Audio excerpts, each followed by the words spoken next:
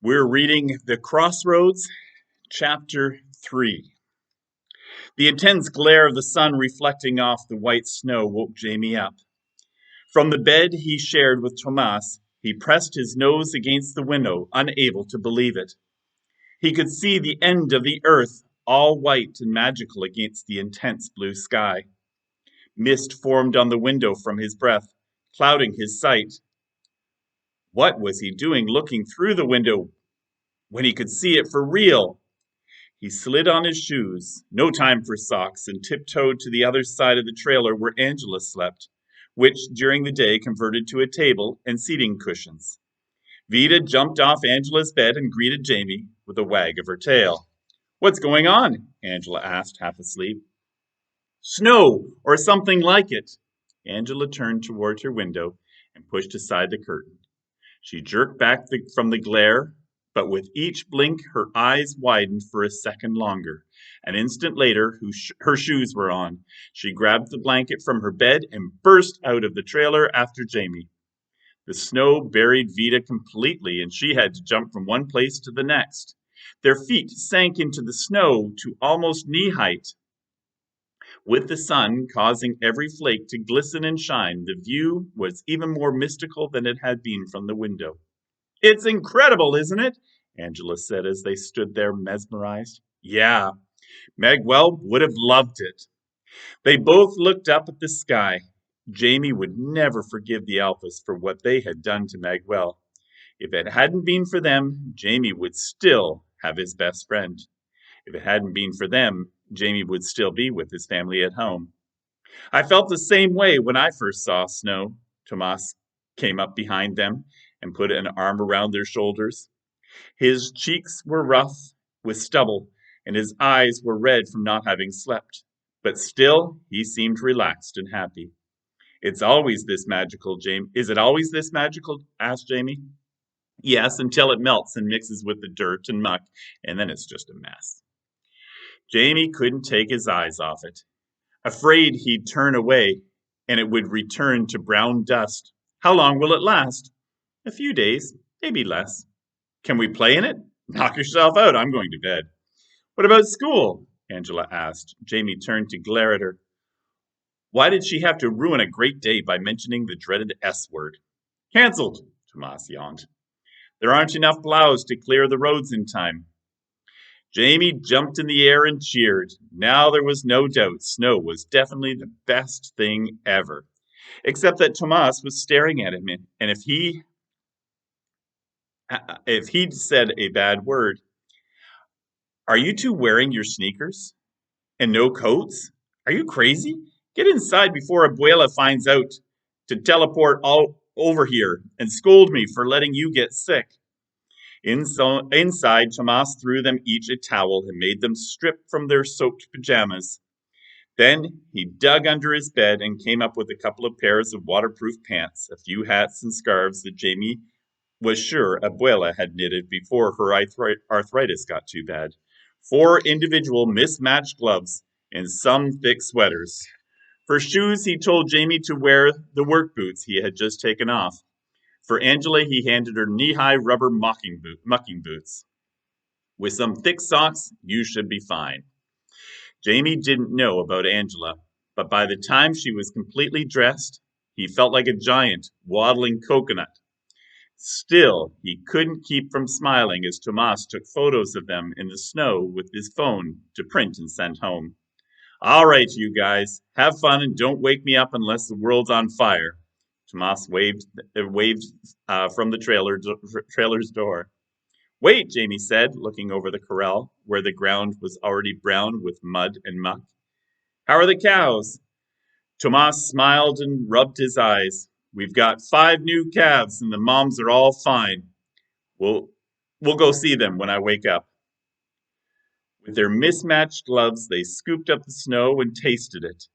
Jamie could only describe it as cold, airy water, but still very satisfying. The snow didn't pack very well into balls, but that didn't stop them from throwing it at each other and at Vida. The dog tried to catch the snow in her mouth and then seemed to be surprised that it disintegrated. Jamie got Angela good in the back of her head with an explosion of snow that made her black hair look like she had a major case of dandruff.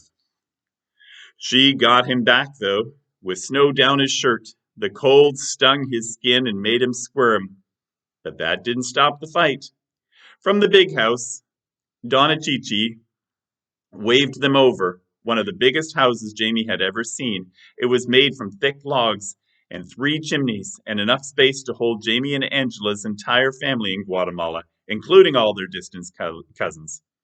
Only Mr. George and his wife lived in the main part, except when their children and grandchildren came to visit. Even with them away from the ranch, Donna Chichi kept up with her jobs of cleaning the big house and cooking. I figured you might be hungry, and sopalias are best eaten hot. She handed them puffed up squares of bread dripped in honey butter. Do we have to go in and eat them? Jamie asked, feeling his stomach pulling him in two. The food smelled heavenly, and they hadn't eaten breakfast. But on the other hand, he knew that the snow wouldn't last forever. Donna Chichi, small and squat with short, dyed black hair and wrinkled face, handed them each an extra one, and a crunchy dog biscuit for Vida. The gloves can be washed. Come back for more if you'd like. She retreated into the elaborate kitchen, which, according to Tomas, really was large enough to cook for 15 hungry ranch hands. They had barely finished the food when Don came out of the annex that had been added to the big house. It was where he and Donna Chichi lived. He couldn't have slept for more than an hour after staying up all night with the cows, but he didn't seem to be the least bit tired. Meanwhile, Tomas's snores could almost be heard from the trailer 100 meters away. I got an idea, the old rancher said. They followed him to the barn, where he tacked up his gelding and strapped a harness onto the horse. Then he attached an old leather hide to the harnesses so the horse could drag it along behind him in the snow. Excitement sizzled from his veins, and Jamie hoped he wasn't wrong about what he thought would happen next. Don gripped the saddle horn and swung a leg gracefully over the horse's back without using a stirrup. Hop on the hide. Jamie and Angela piled on and grasped the edges as Don urged his horse to walk. Faster, Angela called out. Hold on!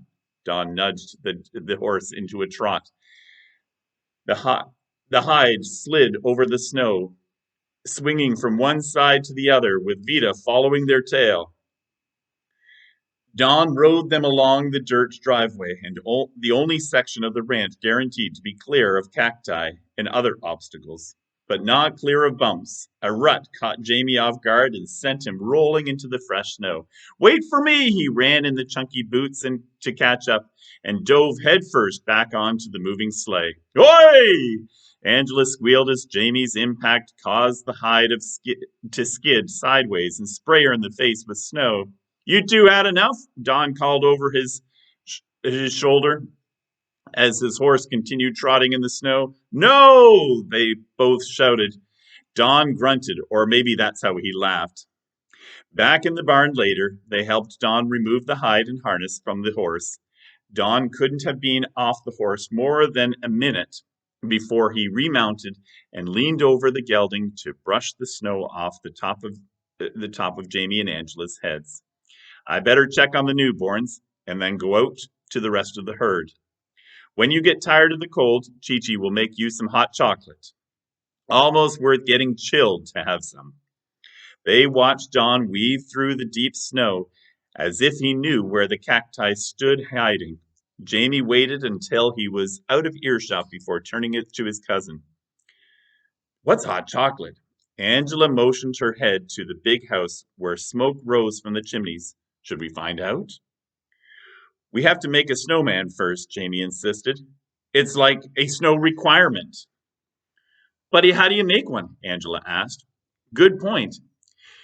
She got on his hands and knees and pushed the snow into a pile.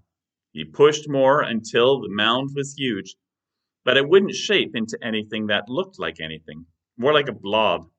When he tried to put the 2 stones for eyes, they fell right through. Still, he managed to stick a twig in the side and place his hat on the top of the pile. Look, it's me with a paintbrush. He stood his bulky clothes next to the snow blob so Angela could notice the similarities. Wait, let me get Tomas's phone and take a picture. Don't wake him up. Jamie found another twig and experimented holding it the way a snow blob held it. And then, like a real paintbrush, then he tried carving a face into the snow blob with the twig, but that just caused its face to fall, literally. He used the twig instead to draw on the ground. Their feet had compressed the snow under the trailer so much that it was perfect drawing board. He looked around for inspiration. The cows would be obvious except that they were too far away to see the details. Besides, the last time he drew a cow, he'd fallen asleep on the train and his and Angela's backpacks had been stolen. He focused instead on sketching the big house and the other trailers, the barn and the corral, and of course the mountain volcano in the distance. The bulky glove didn't allow for much precision, so he pulled it off with his teeth and picked up the twig again. Much better. When he drew smoke from one of the chimneys in the big house, the grooves of the chimney he had already drawn collapsed. But he smoothed out the section with his gloved hand and re-etched it. There. Perfect. Except it wasn't perfect. His ears were getting cold, and one hand was near numbness. He turned to the trailer, wondering what was taking Angela so long. He stepped up the snow-covered metal steps, holding onto the railing so as not to slip. Still, that didn't keep him from flying backward when the trailer door burst open. He landed on the snow blob, which wasn't as soft as it had looked. Papa just called, Angela said, her tan face whiter than snow. The Alphas attacked Abuela.